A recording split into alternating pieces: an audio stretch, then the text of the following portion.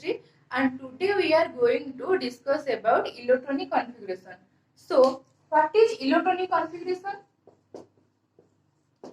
Electronic configuration means distribution of electrons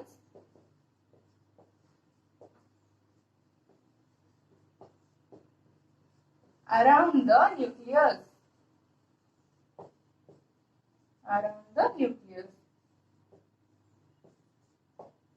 Okay.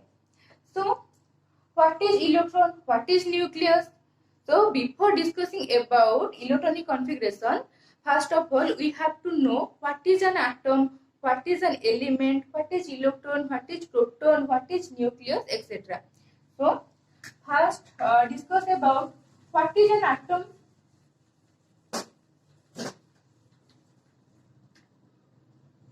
What is an atom?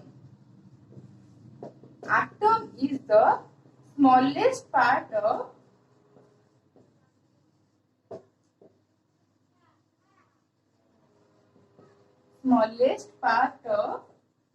everything. What does it mean? By taking an example, you will easily understand what is an atom. Suppose you will take a piece of paper. Suppose here is the piece of paper, and with a scissor you will cut it into small pieces. Suppose these are the small pieces which are cutting through a scissor. After some time, you will see that a stage will come where scissor will not able to cut the paper piece into further smaller pieces.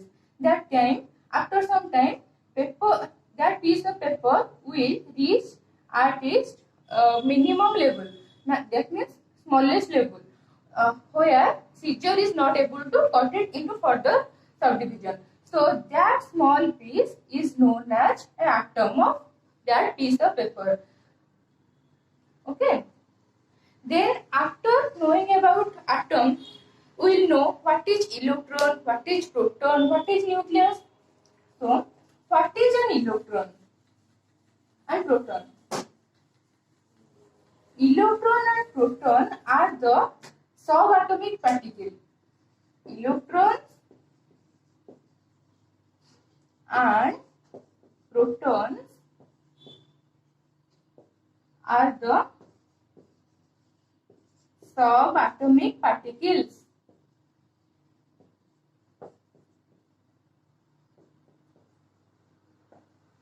And electron is always negative charge and proton is always positive charge.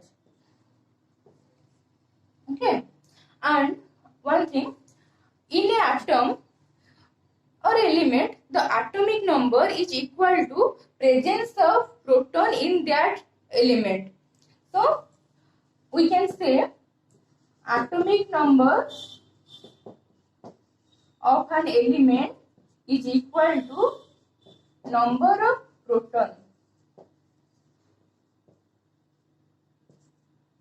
Okay. Then you have to know arrangement of cells and presence of electrons in these cells in an atom. So let's see.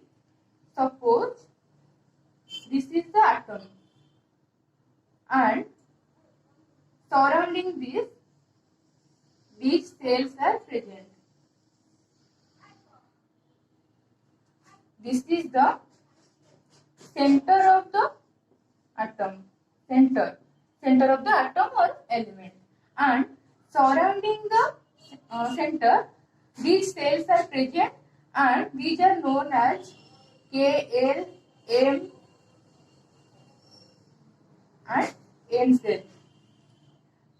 The cell number, we can say this is the first cell, this is the second cell, this is the third cell, this is the fourth cell.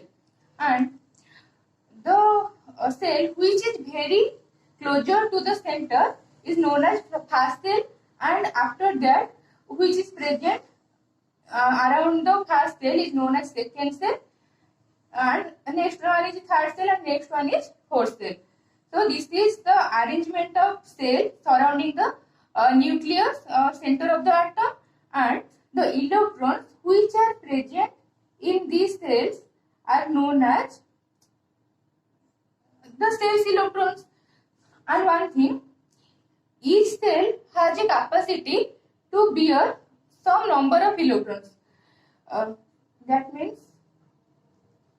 first cell has capacity to contain 2 electrons only.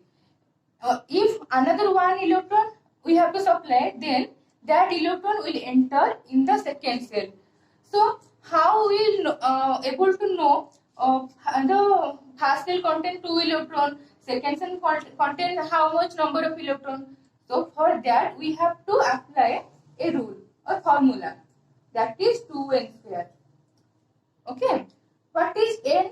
N is the principal quantum number or number of cells.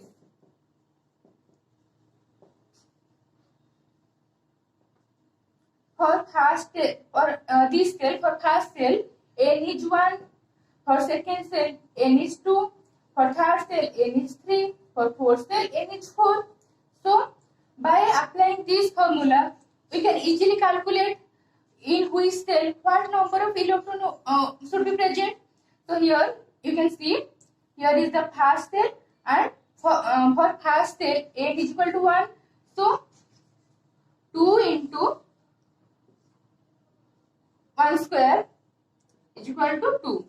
So by this formula we will able to know first cell contain only 2 electrons. Like that, by putting 2 into for second cell n is equal to 2, so 2 into 2 square is equal to 8 electrons. That means in the second cell 8 electrons should be present. So by using this formula we can easily calculate the number of electrons present in the cell. This is what I previously told, that what is that the maximum number of electrons in a particular cell is given by 2n square. Here is the atom, it is known as center, it is known as nucleus, and surrounding the atom it is the first cell, it is the second cell, it is the third cell, and it is the fourth cell. So it is the formula 2n square. So by applying or using this 2n square formula, you can easily calculate the number of electrons which are present in the subsequent cell. So in the first cell, that means in the K cell, 2 into 1 to the power square is equal to 2. 2 electrons are present in the first cell. In the second cell, 8 electrons are present. In the third cell, 18 electrons are present. So in this way, we can easily calculate the number of electrons present in the subsequent cell. Then next thing is, the electrons are not accommodated in a given cell unless the inner cells are filled. That is, the cells are filled in stepwise manner. What does it mean? By taking an example, you will easily understood.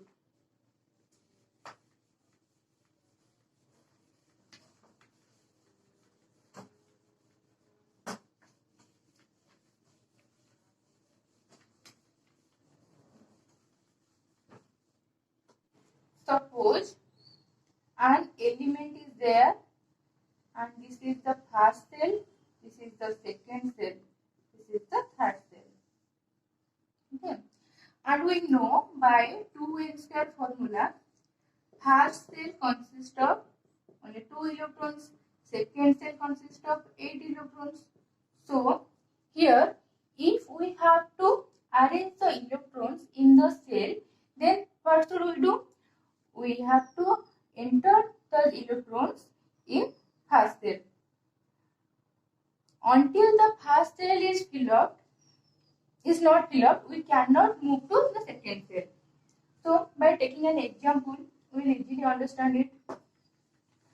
Suppose we know atomic number of lithium is 3.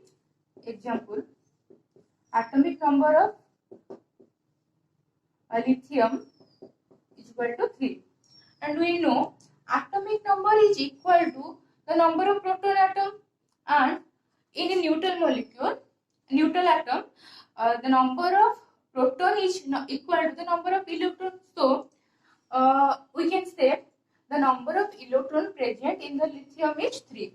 So how can we arrange the electrons in the cell of lithium? Suppose this is lithium, this is the center of lithium, then this is the first cell, this is the second cell. And we know the cell which is very closer to the center or nucleus is the first cell, or known as K cell, and this is the L cell. We have to arrange 3 electrons, so, and we know the capacity of first cell is 2. That means it consists of only 2 electrons. So first we arrange the 2 electrons in the first cell, then 1 electron left, then we add another 1 electron in the second cell. So this is how electrons are arranged in the cell of lithium, and it is in the stepwise manner which I previously told. Next thing is, here you can see the maximum number of electrons that can be accommodated in the outermost orbit is 8, and that too in stepwise manner. So what does it mean? By taking the example of some element, it is easier to understand. So suppose first example is oxygen.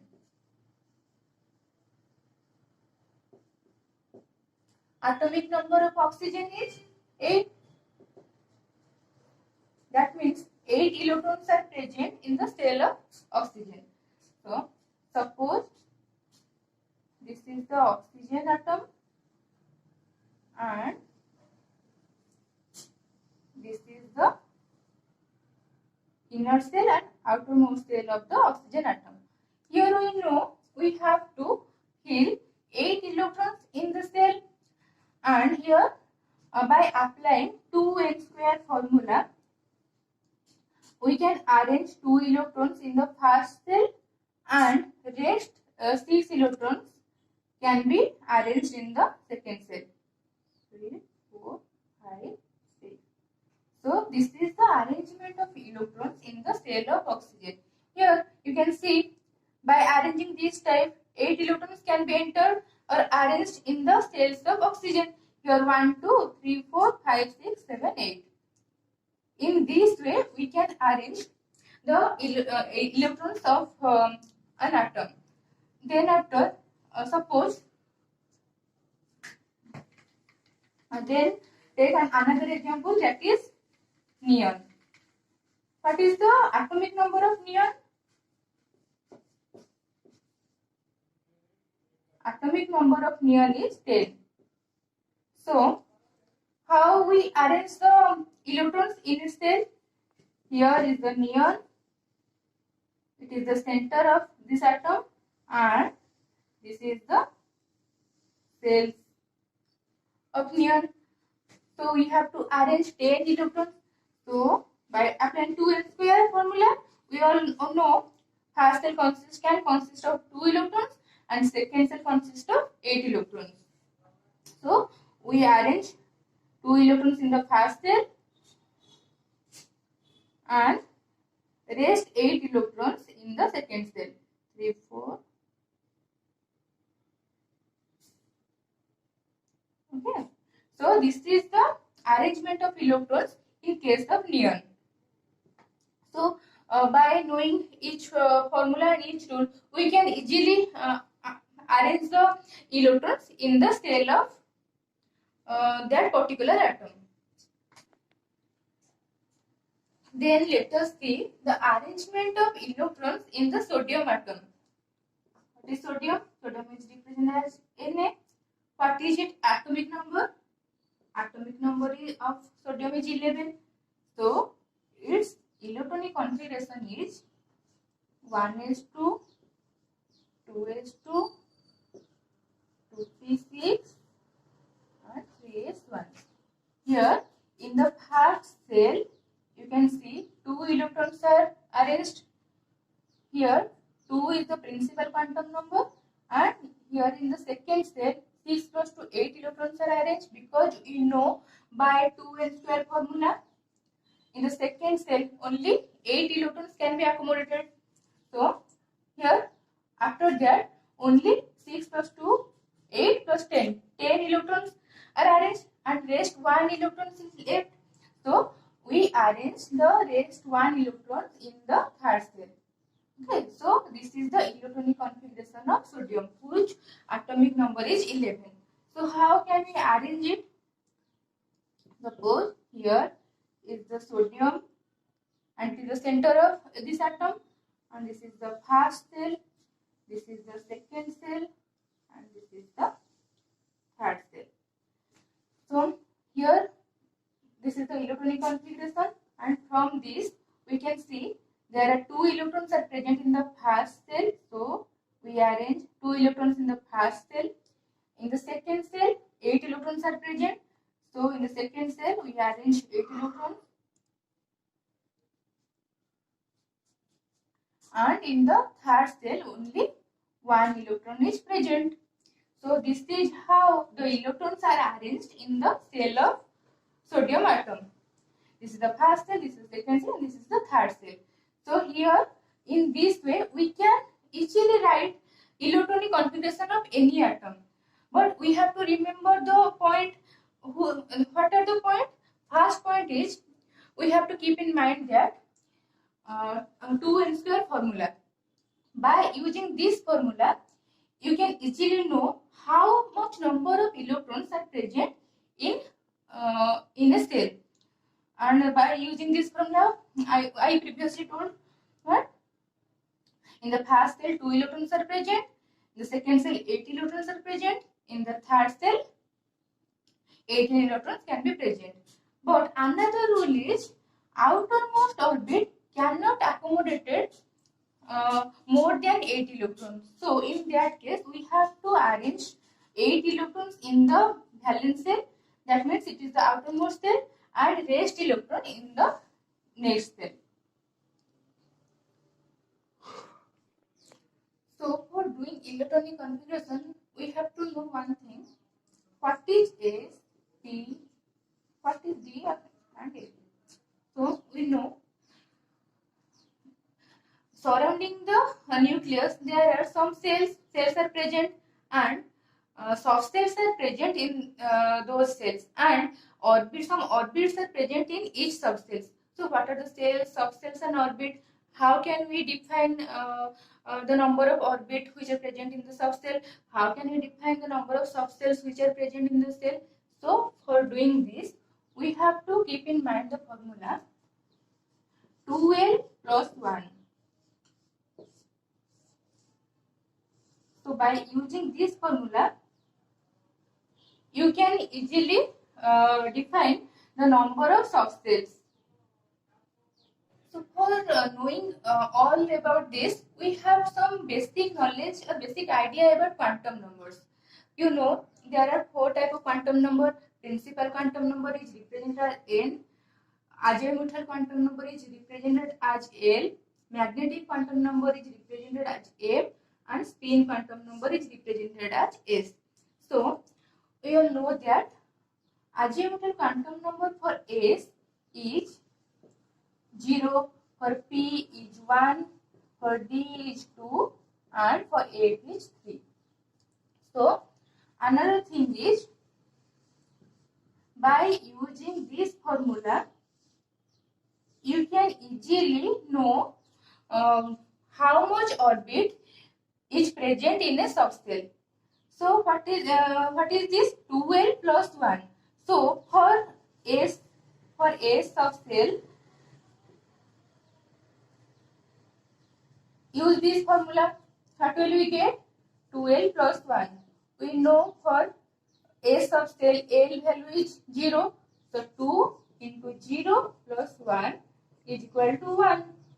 So similarly for P subcell, use this formula, and we know L value for P subcell is 1. So by using 2L plus formula, we will get 3. So in this way, we can calculate also the value number of orbit present in the d subcell is what, in the f subcell is what. So here we can see the number of orbit present in the p subcell is 3. So it is represented as s, the orbit of s is represented as s in this type. As here we can get 2l plus 1 by using 2l plus 1 formula. So here we can say there are 3 orbits present in the p subcell. In this way, by using this formula, we can define how much orbit is present in a subcell. So by knowing this, we have to arrange electrons in this orbit. So in one orbit, how much number of electrons are arranged? In one orbit, only 2 electrons are arranged. Here, so in the s orbit, in the s subcell, one orbit is present. So in that orbit, only 2 electrons can be accommodated. So s cell consists of only 2 electrons. But if we move to the p subcell, we all know by using this formula, in a p subcell 3 orbitals present. So here we can accommodate 6 electrons. Okay, so we can from this we can easily accommodate these electrons in the p subcells. And after that, how much electrons are present in each subcell? There is another formula by using which you will get to know how much number of electrons are present in each subcell. The formula is 4l plus 2.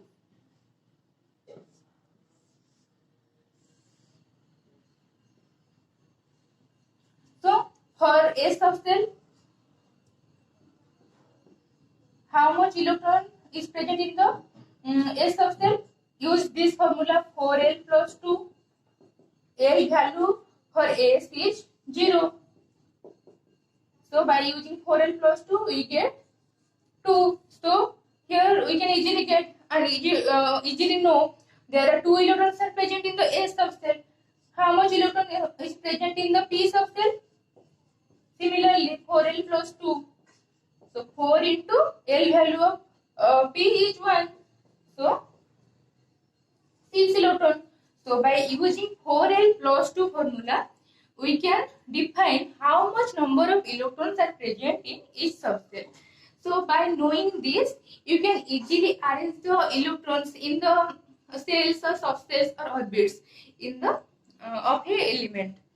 So by knowing all this, it is easier for doing electronic configuration. Take an example of an atom. Suppose magnesium. Its atomic number is 12. So what is its electronic configuration? We can write 1s2. First cell consists of 2 electrons. Like previously I have told this.